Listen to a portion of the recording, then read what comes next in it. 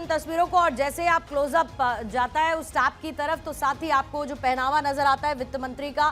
वो deep pink with wine border, उनकी तरफ से जो साड़ी आज पहनी गई है और इसी के साथ राष्ट्रपति भवन के पहुंच चुकी हैं वित्त मंत्री निर्मला सीतारमण। आज बहुत सारी उम्मीदें हैं, देखिए इनकम टैक्स से लेके जहां पर टैक्स रिजीम में स्टैंडर्ड डिडक्शन को लेकर लोगों की उम्मीद बढ़ी हुई है, किसान सम्मान निधि की बात हो रही है कि संभवतः उसको बढ़ाया जाएगा, फिर रेलवे इंफ्रास्ट्रक्चर में सरकार किस तरीके का बदलाव करती है, कैसे उसको एक्सपैंड करती है, इसको देखना होगा। फिर पीएम सूर्य घर योजना की काफी ज्यादा चर्चा हो रही है और आयुष्मान भारत की भी, ताकि लोगों को मेडिकल के क्षेत्र में भी लाभ मिल सके और इसके साथ ही सस्ता महंगा क्या कुछ होने वाला है, ये सारी तस्वीर क्लियर हो पाएगी। लेकिन आम लोग, टैक्स पेयर्स और अलग अलग सेक्टर्स की उम्मीदें बढ़ी हैं इनकम टैक्स में राहत से लेकर इसके साथ ही स्किल डेवलपमेंट पर सरकार कैसे काम करती है, एम्प्लॉयमेंट जनरेशन कैसे होता है इकोनॉमी को बेहतर करने के लिहाज से, फिर एमएसएमई, स्टार्टअप्स और मैन्युफैक्चरिंग को लेकर सरकार कैसे आगे बढ़ती है, क्या क्रेडिट गारंटी को बढ़ाती है, क्या पीएलआई स्कीम को एक्सटेंशन देती है,